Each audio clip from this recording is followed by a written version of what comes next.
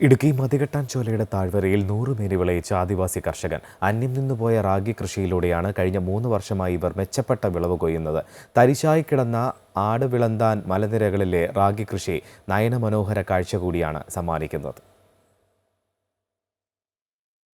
സംസ്ഥാനത്തിന്റെ അതിർത്തി പ്രദേശമായ ബോഡിമെട്ടിൽ ദേശീയ ഉദ്യാനമായ മതികെട്ടാൻ ചോലയുടെ താഴ്വരയിൽ ആടുവിളന്താൻ മലനിരകളിലായി വ്യാപിച്ചു കിടക്കുന്ന റാഗി കൃഷി മനോഹര കാഴ്ചയാണ്.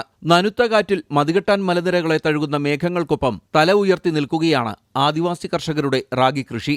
ആടുവിളന്താൻകുടിയിലെ മുതുവാൻ ഗോത്ര സമുദായമാണ് 10 ഏക്കറിലധികം വരുന്ന മലനിരകളിൽ പരമ്പരാഗത കൃഷിരീതിയിലൂടെ റാഗി കൃഷി ചെയ്തു വരുന്നത്. ഗോത്ര സമൂഹത്തിന്റെ പ്രധാന ഭക്ഷ്യവിളകളിലൊന്നാണ് റാഗി.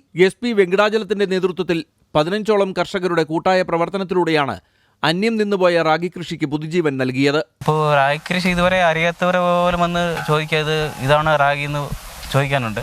പക്ഷേ റാഗിക്ക് പൊതുവെ ഒരു 10-15 പേരുണ്ട്. റാഗി എന്ന് പറയും, പിന്നെ പിങ്കർ മില്ലറ്റ് എന്ന് പറയും, പഞ്ഞപ്പുല്ല്, പിന്നെ അതുപോലെ കുറുമ്പുല്ല്, റാഗൽ, അതുപോലെ ഇഷ്ടംപോലെ പേരുകൾ 10-15 പേരുണ്ട്. നീലവാണി, ചൂണ്ടക്കണ്ണി, ഉപ്പുമില്ലിച്ചി, പച്ചമുട്ടി, ചങ്ങല തുടങ്ങിയ വിത്തിനങ്ങളാണ് സംരക്ഷിച്ച് കൃഷി ചെയ്തു വരുന്നത്. ആദിവാസി കുടികളിൽ നിന്നും പടിയിറങ്ങിയ റാഗി കൃഷി ശാന്തൻപാറ കൃഷിവകുപ്പിന്റെ സഹായത്തോടെയാണ് വീണ്ടും സജീവമായത്. നമ്മൾ ഇവർക്ക് റാഗി കൃഷി ചെയ്യുന്നതിനുള്ള സബ്സിഡി ഒരു ഹെക്ടറിന് 20,000 രൂപ എന്ന നിരക്കിൽ ഇവർക്ക് സബ്സിഡിയാണ് അനുവദിച്ചിട്ടുള്ളത്. അടുത്ത വർഷം അവർക്ക് വിത്ത് വേണമെങ്കിൽ വിത്ത് ഇറക്കി കൊടുക്കുന്ന രീതിയിലേക്ക് കൃഷി വ്യാപിക്കാനാണ് കൃഷി വകുപ്പ് ആലോചിക്കുന്നത്.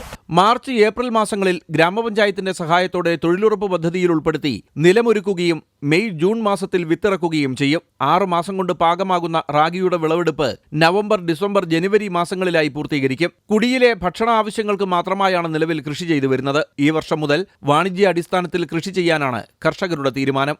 MC Boban, Amrita News, Idukki.